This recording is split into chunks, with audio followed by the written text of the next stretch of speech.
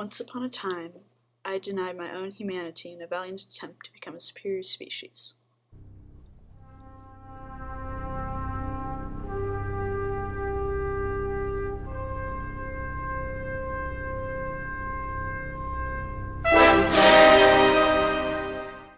From a young age, I had a unique problem of being smarter than my peers. I was a voracious reader before kindergarten, who wasn't entirely interested in friendship. None of my peers quite understood my abilities of comprehension, and I was dubbed the socially awkward intellectual almost immediately. I took measures to fit in. I'm told that I purposely messed up reciting the alphabet because that's how the other children said it. My ruse discovered by teacher and parents, I was reassured that it was okay to be smart, but embracing knowledge was not about to solve the problems of isolation and loneliness. And then I watched Star Trek. Action, adventure, funny low-budget costumes and props, relatable moral lessons and social critiques worked into the fabric of each episode. There was a lot to appreciate about Star Trek, but I was drawn in by 3 words: fascinating and highly illogical.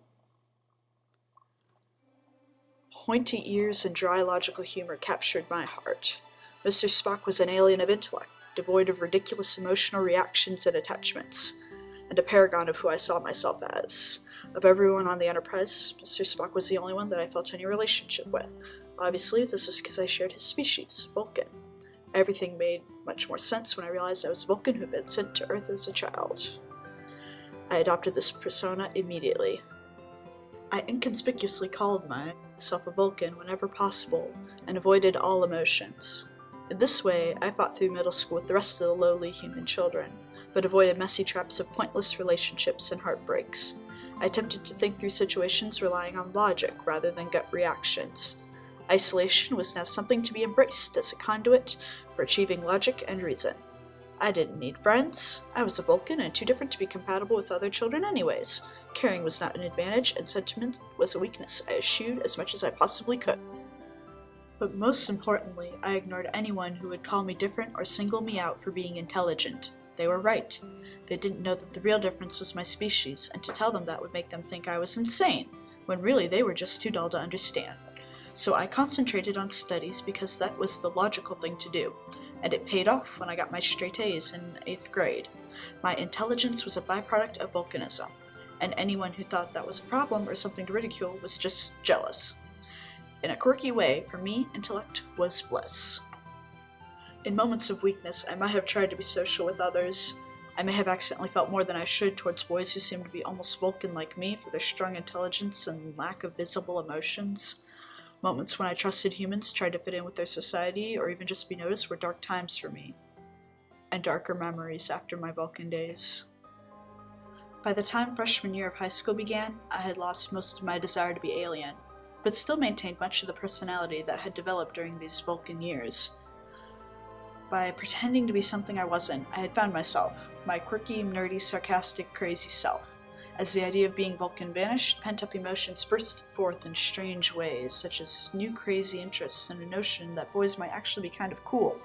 Parts of me rebelled against my Vulcan identity, but other parts of myself clung desperately to Vulcanism, not wanting to abandon who I'd become. I remained a dry humorist, making witty one-line comebacks and asides for some of my funniest moments.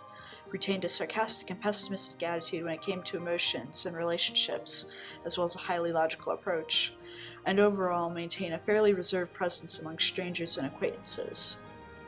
In my self-imposed isolation, I somehow still made a few friends and managed to keep them through the transition out of Vulcanhood. My best friend was the one who convinced me that boys weren't as bad as they might have been, and thoroughly appreciated my logical approach to the concept of crushes and the other sex in general. My few other friends became a core of strength, and throughout high school their numbers grew as I accepted the idea of friendship as something vital to life. Much of who I am now, how I behave, and the kinds of friends I choose, formed during my Vulcan days of yesteryear. I wouldn't change that for the whole universe. Gif Thor Hefsmusma, live long and prosper.